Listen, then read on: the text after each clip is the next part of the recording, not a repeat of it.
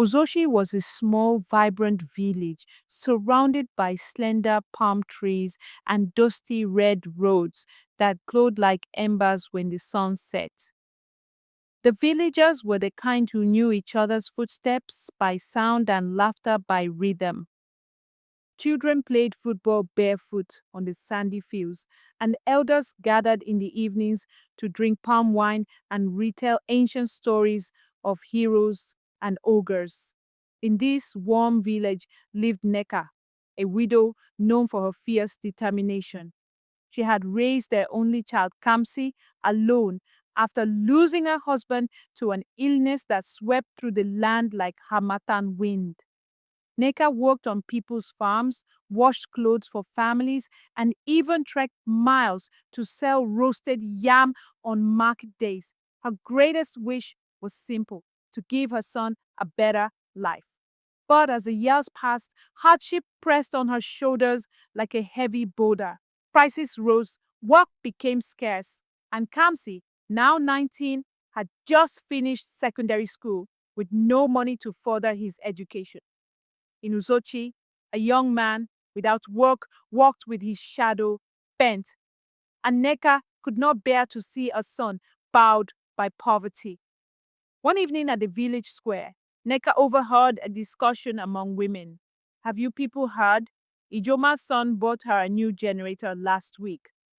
That boy is doing Yahoo, I heard, another whispered. Even built his mother a new shop. Ain, at least he's helping her.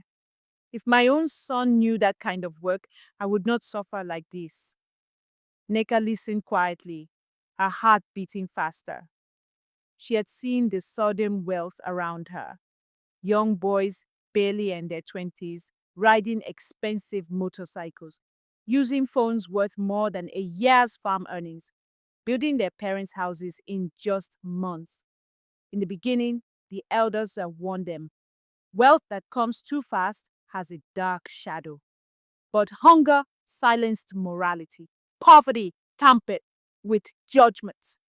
Nneka went home that night troubled. Her heart was a battlefield between love for her child and fear for his future.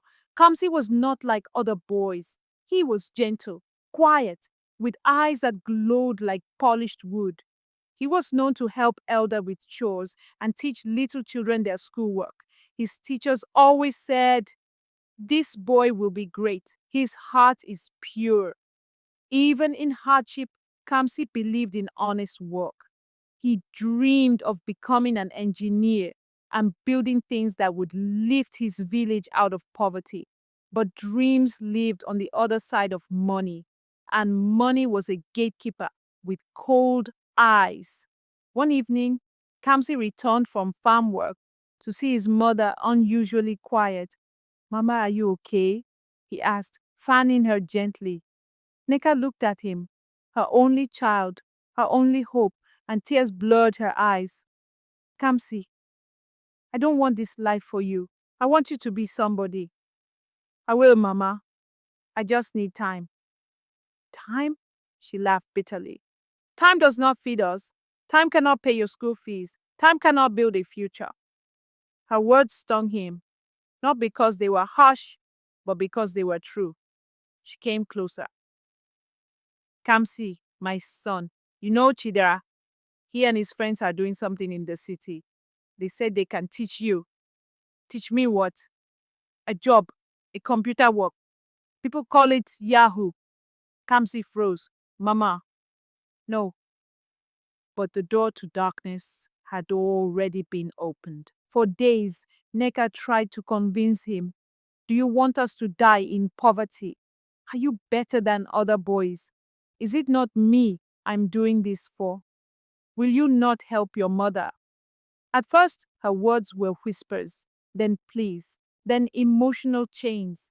Poverty can twist love into pressure, and pressure into manipulation. Kamsi resisted, but each day he saw the worry in his mother's eyes. Each night he heard her crying. Quietly, he watched her work herself to exhaustion, sometimes skipping meals so he would eat. One morning, after he saw her faint on the farm from hunger, Something broke inside him. Maybe Mama was right. Maybe poverty was the real enemy. Maybe survival demanded compromise. And so, with a heavy heart, Kamsi agreed. Nneka arranged everything. Chidera and his group lived in a cramped two-room apartment in the bustling city of Owerri. The place reeked of cigarette smoke and loud music. Boys sat glued to laptops day and night, their faces lit by the cold blue glow of false riches. You go learn fast, Chidera said, his gold chain flashing. Yahoo is the only way to escape village suffering. Money no they come from good boy life. Kamsi nodded silently. Nneka squeezed his hands tightly before leaving. My son, do this for us. Once we rise, nobody will laugh at us again. Kamsi forced a smile, but inside he felt like a lamb led to slaughter. Days turned into weeks. Weeks turned into months. Kamsi learned how to create fake profiles, craft emotional messages, and manipulate lonely foreigners online. His first successful scam was accidental. A woman sent him money out of pity. Kamsi cried after receiving it. He felt dirty. He felt lost. But when he sent part of the money home, Nneka danced like she had won a lottery.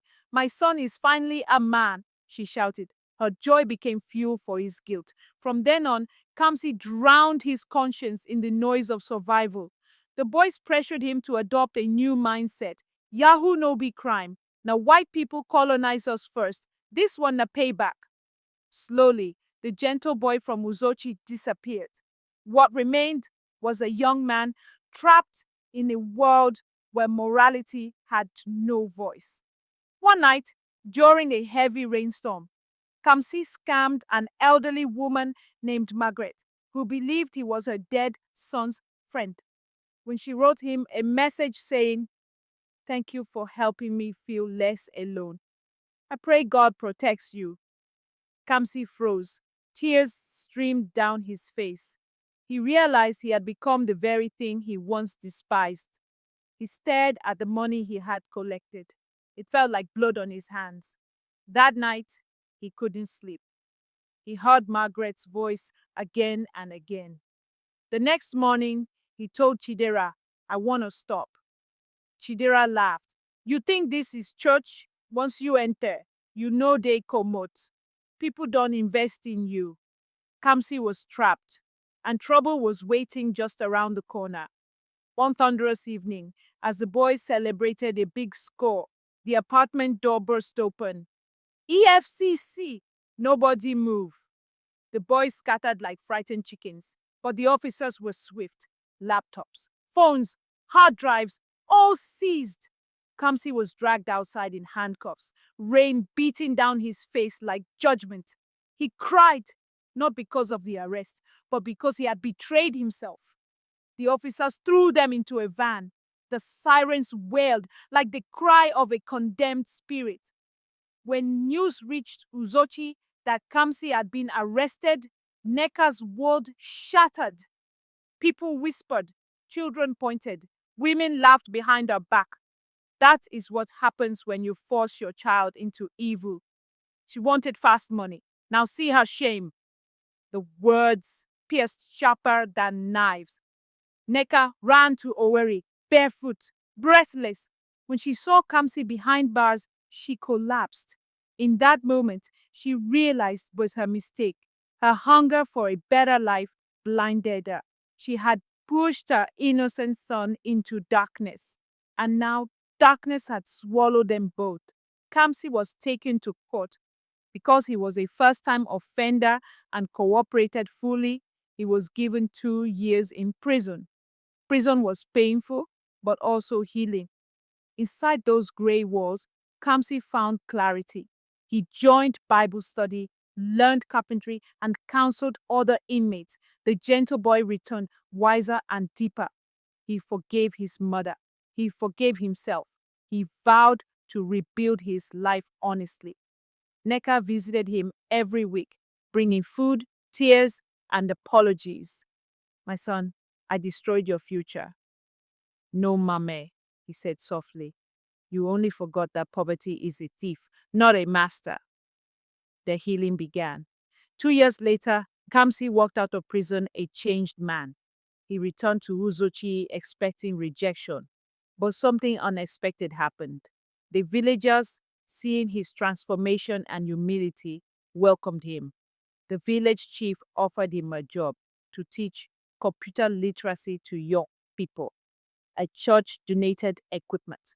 NGOs visited to hear his story and invite him to speak to youth groups.